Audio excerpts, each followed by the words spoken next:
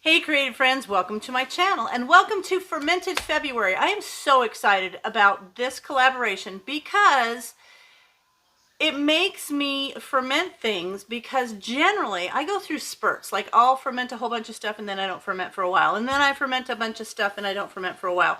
So this is kind of a way, it gives me that little nudge to get back into fermenting when I haven't done something for a long time. And that's what's happening right now. I need to ferment more. It's so good for your health. And I just need to get back into it because I used to have a whole fermentation setup and I haven't been on it. Now I need to do it. And the cool thing is I got this great big bag, 10 pounds of carrots, and I got some lemons. And so guess what? I'm going to be fermenting some carrot things because I need to use these up. And I want to let you know that Anna will be doing a giveaway every single week. She's over at the Fermented Homestead. She has a live on Monday nights at 7:30 p.m. Central Time.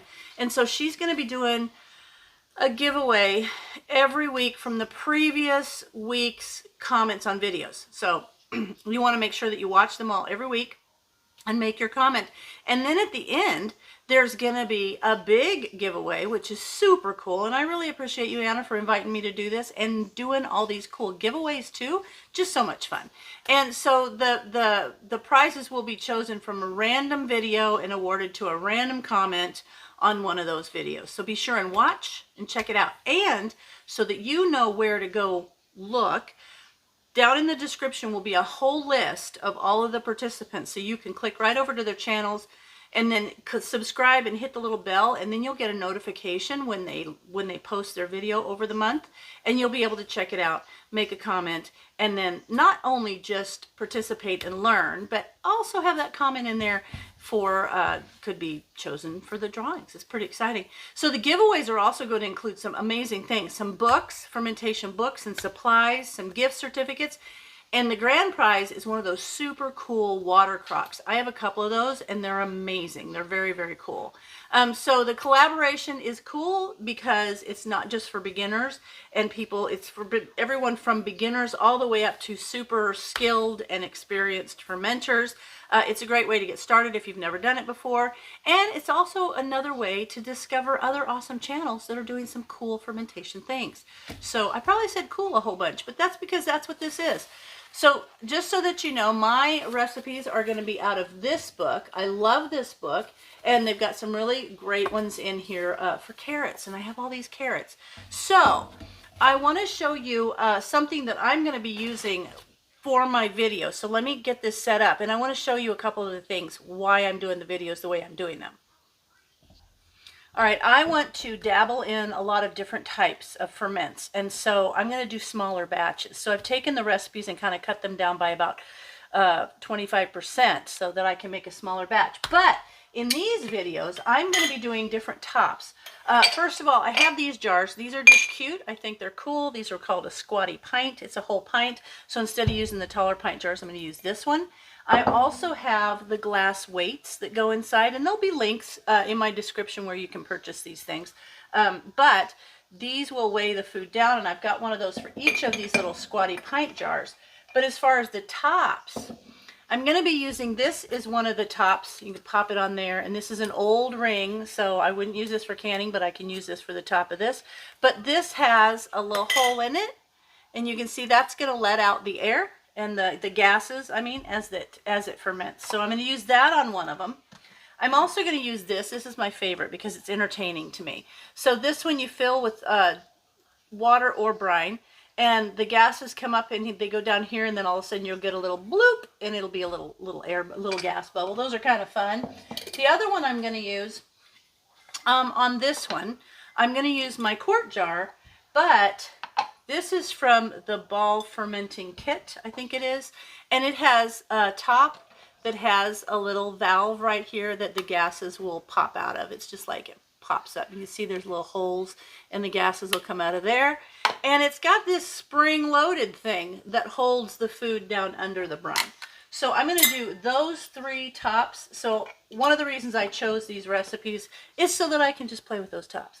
And the other part is, our house is heated by wood heat, and so sometimes the temperature will fluctuate. So in order to maintain a consistent temperature, what I have here is I have an old cookie sheet or an old baking dish with a rack, and underneath that rack I put one of those grow mats. Now you can get fermentation wraps or like kombucha wraps and stuff, but I put this little it's like one of those heat mats that you do for starting your seeds in the garden. I put that there, and I'll put my ferments on there, and then I'll cover them with a towel, and that maintains a constant temperature for them. So now that I've told you all of that, let's get started. So for this recipe, I'm going to use the Fermented Vegetables book again, which is awesome. And in here on page 151 is the fermented carrot sticks. And that's kind of like your gateway food to fermented foods. And it's something kids love. So if you want to get your kids into eating fermented foods, this is a great way to do it. So this one, you know, as I said, this one tells you to do fermented carrots and just to follow the Vietnamese pickled carrot and daikon recipe. But I don't have daikon, so I'm going to do this one. So, thing is, this is super cool. There's a picture of it on page 152. Looky, look. Those look so good. Can you see? Oh, yeah, those look so good.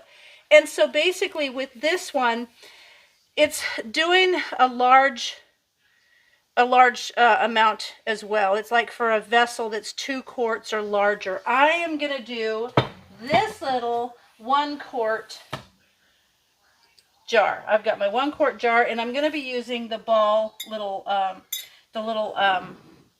fermenting set for this. But I'm paring it down to just this 1 jar. So I had to break down all of the ingredients to what I need. So what I'm going to have here basically for this, which is half, let me see, what did I do? I went down to 1 quart from a gallon, so this is 25%. So what I am going to have here is 2 cups of brine instead of, what does it call for? Instead of a gallon. I'm only going to have 2 cups. I'm going to have 1 tablespoon of the salt because I calculated that down. And the sugar works out to 1.5 teaspoons of sugar for this recipe. So if you read the directions here, the amounts they give you are 2 tablespoons of sugar, a gallon of water, and then half a cup of unrefined sea salt. So I'm not doing that big of a group because I'm just having this one thing. So that's what I'm going to make. And any extra I could put in the fridge and use for anything else that I might want to ferment, like any other carrots that I might want to do. Now, the thing is with this one, it also says to add, like, if you're doing the full amount, it says 3 or 4 slices of lemon. It's just this one little amount. So I'm going to slice one little nice little slice of lemon and put it in there because I think that's going to be really good. I do like lemon with carrots. So that's what's going to happen.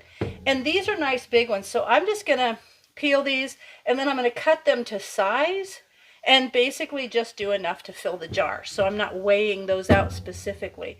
But to start, I've got my, I'm going to get my silicone whisk because I don't like to use metal in things like this. So I'm going to add my salt and my sugar, and this is just going to make the brine for this. And once I get this done, I'm going to set it over there with my other things and we'll check it in about 7 days, and it's going to be so good.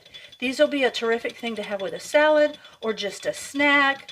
I like to, people cut them up and put them on salad. I just like to lay them on the side of the salad or on a charcuterie board or anything. Side dish with a sandwich. They're going to be wonderful. So I'm going to mix this up nice until it's all mixed well. And then I'm going to start cleaning and cutting the carrots. So I will go get my carrots cleaned and peeled and ready to cut, and then I will come back. All right, I went ahead and sliced these all up, so you don't have to watch me do that. That's just slicing carrots. Now, some of these are pretty big slices, so this might take a little bit longer. But now what I'm going to do is I'm going to put these in here. And I wanted to make them all the same size. So I measured 1, and then I cut all the rest to the same length. So we're going to put them in here. And I like this because for the top that I'm using, I don't really have to worry about little pieces coming up, which is kind of cool. And I'm going to Tetris them in here so they all fit real nice. And then I can slide that cool lemon peel so it's going to look real pretty. And then these extra tips off the ends, I will just cut those. What I do is I cut them into little bite-sized pieces, And then I'm going to put them in the, in like a zip bag in the fridge, so that when you open it, you can just grab one, like a little quick snack. So these are going to be good. I just know they are. I'm excited about these. I haven't had these in a long time, and they're really good. Kids love them, and they give your kids that little bit of extra goodness. Now, because this has that little circle on the front, I don't know. I'm going to try to make it look kind of cool. And uh-oh, get around there. There we go. I want that lemon to go right behind that circle, just because that's me. There we go. Ah, perfect. Looky look, it's going to be so cool. Now, I'm just going to pour the brine over the top. Make sure that I have enough. If I don't, then I will have to make more, but I'm good to go. All right, now I'm going to do that. Kind of get the bubbles out. I want that little thing to be over a little bit more. Probably going to be fine. Hang on. There we go. Okay. That lemon's going to give the carrots, that better fit flavor. Now this little ball doodad goes in the top, and see how it pushes down on those? So this wouldn't work in something like a kraut or whatever, but for something like this or big pieces of like cauliflower, it will be perfect. So now, I suppose you better be careful when you unscrew it, or this thing's going to pop off. Like, remember those little cans you'd open and it would say marshmallows or something, and you'd open it and that big thing would pop out? If you're as old as I am, you'll know what I'm talking about. Okay, there it is. My carrots that are ready to sit in my little fermenting corner, and I will check on them in 7 days, and we'll see how they turn out. I am so excited about these because I think that's pretty anyway. Okay, so we'll see you back in 7 days. Okay, friends, it has been a week. And now I'm going to test my fermented items. I'm so excited about these carrots because I love fermented carrots. And I think the little addition of the lemon is going to make it even better. Oh, and I wanted to show you, I did find my little, this is like a little kombucha belt. It's called Perfect Kombucha. You can get these. There's a link. There should be down in I'll put it in the description. But I found this. Of course, it's where I looked like 3 times before, but then I happened to glance again, and there it was. It's almost like it magically showed up. But this, what I do, because I fluctuate in temperature so much in my kitchen, I just kind of wrap this around, put my jars in there, and it has a low, medium, and high setting, and it's wonderful for those types of things. Now, this is the ball top that I wanted to try out and see how it worked. I could see little liquid around there where it had bubbled out. Which is fine. The little gases came out and there was a little bit of liquid on there. But I have to tell you, when you go to unscrew this, be careful, because if you're my age and you remember when you used to get one of those cans and you open it and all the little snake things had come out, and they were made like with a spring covered, and they looked, I don't know, if you know what I'm talking about, you know what I'm talking about. This is kind of happens here. So you got to be careful when you open it and take out this spring, because see, it can come back at you. You got to be careful. Okay, so I'm going to take that out and give it a little sniff. Oh, it smells wonderful. Okay, I'm going to grab me one of these little carrots. And this is, see, I'm about ready to make lunch too. So let me give this a try. Oh, man, that is good. Ooh, it's really smooth, mild, and you can taste a little bit of the lemon in it. I am a fan. I really like this. Okay, it's definitely on my make again fermenting list. I like it. Now what I'm going to do is I'm going to put this lid back on there, because it can still continue to ferment a little bit, so I want that little release. And I'm going to put that in the fridge. I'm going to put some of those on our lunch. This is so good. I like it. So, if you haven't tried it this way with the lemon, give it a try. It's awesome. So smooth and really good. Good for your gut, too. So, there you have it. Fermented carrot sticks. I hope you guys give it a try, and I hope you love it. And thank you, Anna, for inviting me to Fermented February, because this is always fun, and I'm super motivated to ferment some more. So, as always, thanks for watching, and I'll see you in my next video.